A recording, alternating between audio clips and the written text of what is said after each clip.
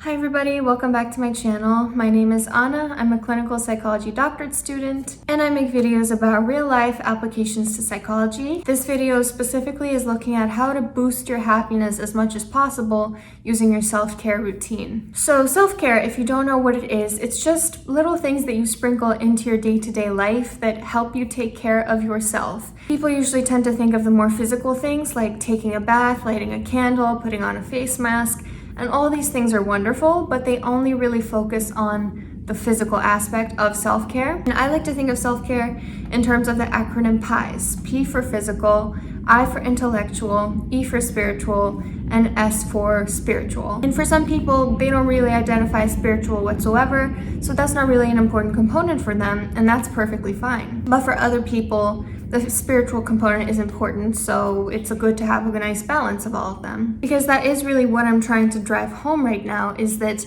you kind of have to have a balance of all of these different types of self-care. It can't just be I do the physical stuff, but I neglect all of these other types of self-care. So keep that in mind while we go through this hypothetical routine for boosting happiness, and try to remember to include a little bit of different types of self-care into your own routine so that you have a more balanced and equilibrium life, essentially. So let's start with the morning. What would you do in the morning for taking care of yourself? I know that a lot of people, especially during these times, don't necessarily have a reason to get up early because maybe they lost their jobs or they don't have classes, they don't have to commute as much. But I think it's important to still set an alarm. Because if you are getting up earlier, you're getting more things done. You're going to bed earlier as well because you're more tired by that time. And setting an alarm helps you have that regulation in your routine. Like I wake up pretty naturally at 6 a.m. So I don't really need an alarm, but if I were waking up at 6, 8, 11, 10, different hours every day of the week, I would definitely want that stability for myself. So that's the first thing. Set an alarm. Don't just lays in bed until 11 a.m. and really get started on your day. The second thing you can do is you can keep your phone in a different room than where you sleep. Definitely not right by your nightstand. So that you're not going on social media first thing in the morning, you're not getting woken up with bad news, which will set the tone for the whole rest of your day. And also kind of gives you an incentive to get out of bed. Because if you're not just scrolling on your phone for the first hour of your day, well, you have a reason to actually get up, go to the other room, start your making coffee, and chances are you're less likely to go back to bed and spend that hour on your phone again. I also recommend starting your day with something that clears your head. It could be an outdoor walk, a workout, a breathing exercise, some mindfulness or meditation, some writing, a gratitude journal, a quick shower, whatever it might be. Something that starts your day in a way that has clarity, in a way that has peace, in a way that allows you to think things clearly instead of just acting erratically or feeling overwhelmed. It really starts the pace a little slower and gives you a sense of control over what's going to follow. I think it's also important to have a skincare routine, and I know very well that the beauty industry kind of capitalizes on consumerism, convinces us that we need products that we really don't. I'm not about that life. I'm not saying break the bank through skincare. I'm not saying you have to have skincare or bad things are going to happen to you. No, but I think it's important that we do take care of skincare because it is the biggest organ that we have, because it's important. It's kind of what people see when they look at us. It should reflect health. So I do think it's worthwhile to at least have in the morning some kind of serum, a moisturizer, and SPF. Also, if you are somebody that either previously before the pandemic or still wears makeup, then wear makeup if it makes you feel good. Because I've seen this with some clients as well. They've noticed that when they don't have a reason to look good for other people or, to dress up, to wear makeup, it can be kind of a downer because you're just spending day in and day out in your own home. And you kind of have to have a reason to look your best.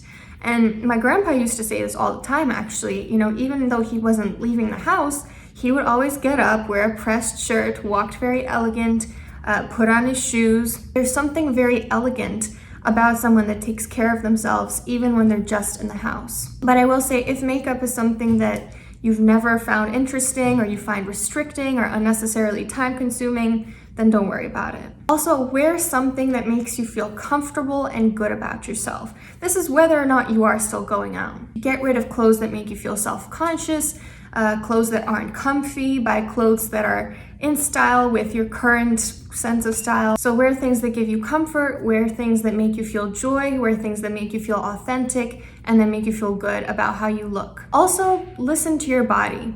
In the morning, I know some people are very hungry and ravenous, some people aren't at all until later on, but really try to intuitively listen to what your body is telling you. What would give you joy on this particular morning? Is it a coffee, a latte, tea, toast with butter? Are you not hungry at all? Do you want a croissant? Do you want scrambled eggs? Whatever it is, try to listen to that, because chances are, if your body is regulated, it probably isn't going to ask for sprinkles and 500 lattes. What about during the day? How can you implement a little bit of self-care during the day? Try to live in the moment instead of thinking about how much longer you have at work or constantly checking the time or thinking about the future. What do you like in this moment about what you're doing, what you're learning, the person you're interacting with? How can you learn the most and do the best at what you do today? Because it's really about mindfulness in the moment. You have to be involved in the moment. You can't be living in a completely different time space where you're thinking about the future or the past. Also, during the day, take breaks that aren't just on your phone. Unless you're calling a loved one. I think that counts as self-care as well. You could go for a walk, mindfully have a snack, look out the window, go to a cafe, whatever it may be. Take little breaks, because you might be thinking, no, I really want to get this done, and I understand, I'm like that too. But once you actually take a break, you realize that it was so beneficial, and it actually did clear your mind, did make you more efficient, and also made you enjoy your life a little more. And then what about in the evening/night? Spend some time moving every single day, whether it be yoga, stretching, going for a walk, working out. It's really recommended that we do at least 30 minutes of exercise every day, so even if it's light, try to incorporate it. Also, try taking a cold shower or a hot bath, or if you are somebody that likes something different, like a cold bath or hot shower, that's, I guess, okay too. It's just cold showers are supposed to be energizing and warm baths are supposed to be relaxing and really release tension in your muscles. Also, make sure to pamper your body. This is again focusing on the physical portion of the self-care. So incorporate all 5 of the senses if you can. You can do body butter, your nighttime skin routine. Like for me, what I do is I cleanse my skin. Sometimes I use like a chemical exfoliant, another skin serum or moisturizer, retinol if you're into that. Or you can have a hair or a face mask. You can mindfully brush your hair. You can light a candle or incense. You can make sure that you're not sexually neglected either. All these things fall under the physical portion of self-care. There's also a social aspect. I would put this under the emotional, but it's really social emotional. Make sure that you're spending time with others, either through Zoom or FaceTime or in person. You could hang out with them outside. You could watch a movie with your neighbors. You could have drinks or dinner with one person at a time. You could have a COVID-friendly date night. You could cuddle with a pet. You could do acts of kindness every single day, something pro-social, like always giving someone a nice word when you pass by, giving some food to the homeless, and so on. Then honing in on that emotional piece of self-care. Try to reflect and self-improve, however that looks for you. It could be writing, praying, meditating, manifesting, keeping a journal. This is another moment where having a gratitude journal could come in handy. You could also clean your living space, do some gardening, learn a new skill, have fun things to look forward to in the next weeks or months, like maybe a vacation or a friend gathering. And try to bookend your day with another mind-clearing activity, like writing, mindfulness, breathing exercises, and so on. Another thing that's really important is having good sleep hygiene. I could go into all the different things, all the different components of sleep hygiene, but that's not what this video is specifically about, so you can definitely see different worksheets on that if you're interested.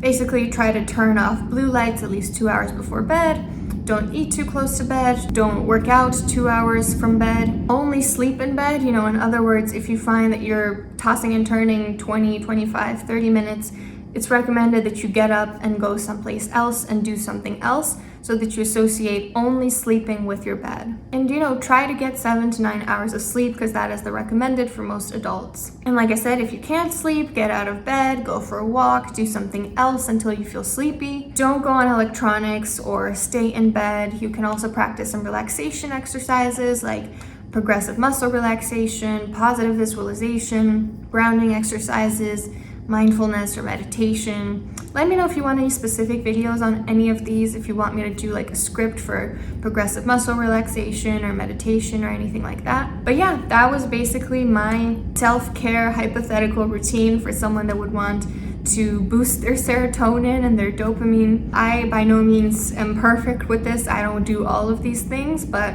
if you were to ideally want to be as happy as possible, these are some strategies for how to improve your life satisfaction and bring a little more joy to every single day. I hope this was useful for you. Let me know if you have any other suggestions for self-care, and don't forget to hit like and subscribe if you haven't already, and I hope you have a great day.